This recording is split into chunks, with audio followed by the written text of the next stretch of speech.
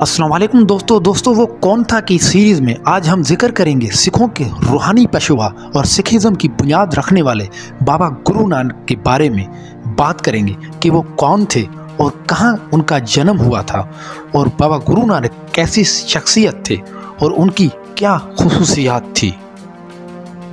दोस्तों वीडियो में आगे चलने से पहले सम नॉलेज इन्फो में आप लोगों को खुशामदीद कहता हूँ। मैं हूँ इमरान अली, आप देख रहे हैं some knowledge info. Guru Nanak सर्गबाशी Punjab के मशहूर ख़ानदान बैदी खत्री से ताल्लुक़ रखते थे। किसी ज़माने में खत्री अपने बहादुरी और शुजाअत के लिए बहुत मशहूर थे, लेकिन रफ्तार ज़माना के साथ साथ उन लोगों ने हर्ब व ज़र्ब का पेशा तर्क करके तिजारत इख्तियार कर ली। इसी तरह नानक देव जी के वालिद ने भी पेशा तिजारत को ही मरगूब समझा।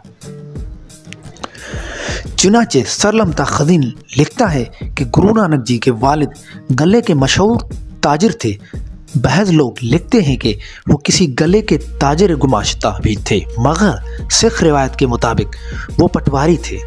गोया नानक देव जी जनाब राम चंद्र गौतम बुद्ध की तरह राजाजाद ना थे, बल्कि एक मुत्तवस्तुल हाल ताजिर के साहिबजादे थे, जिन्हें आगे चलकर बड़े सगीर पाक व हिंद की तारीख के उजाले में तब्दील करना था।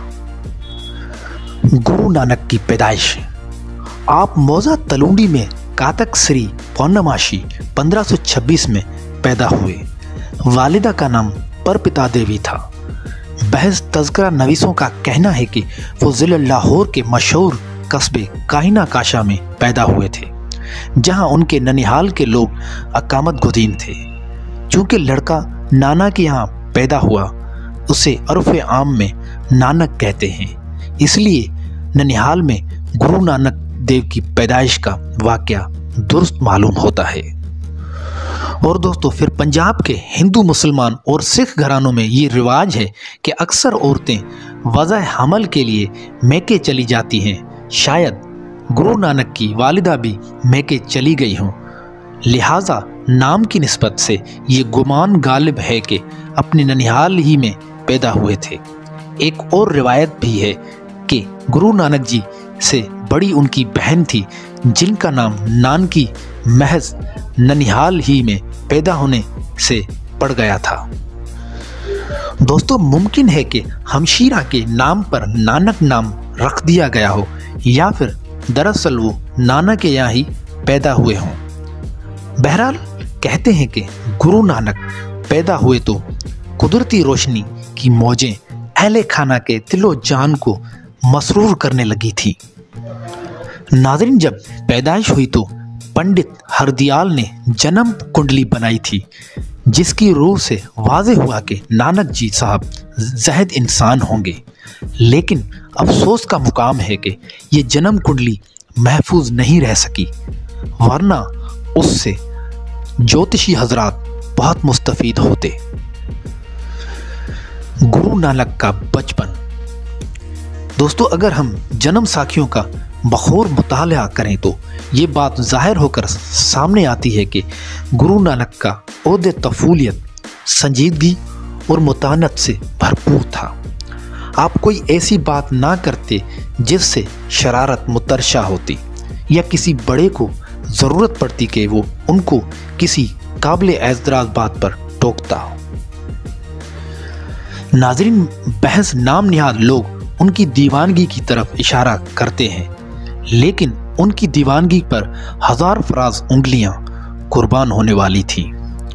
गुरु नानक जब जवान हुए तो महबूब हकीकी के इश्क की आतिश आफियत खेज में जलने लगे।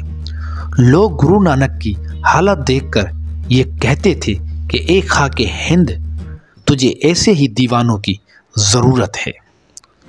7 साल की उम्र में आपके वालिद ने हिंदी पढ़ने के लिए पाठशाला में भेजा और उसके बाद पंडित ने उनको पढ़ाना शुरू कर दिया। नाज़रीन, पढ़ाई के दौरान गुरु नानक ने अपने उस्ताद को वो लफ्ज़ सुनाए जो ग्रंथ की पट्टी के नाम से मंसूब हैं। वो लफ्ज़ एक बड़े ज्ञान से भरे हुए थे। रिवायत के मुताबिक गुरु नानक सबसे पहले फ़ारसी की तालीम के लिए सैयद हुसैन की शागिर्दी में आए। सैयद हुसैन गुरु नानक के वालिद का पड़ोसी था। और दोस्तों, हिंदी फारसी की तालीम के अलावा आपने संस्कृत बृजनाथ से पढ़ी, लेकिन एक दिन दौरान तालीम गुरु नानक ने लफ्ज़ ओंकार की ऐसी तशरीह की कि उस्ताद हैरान रह गया। इन रिवायतों से ये मालूम होता है कि गुरु नानक दीवाने नहीं थे नाज़रीन, बल्कि वो ज़हानत का ख़जाना थे।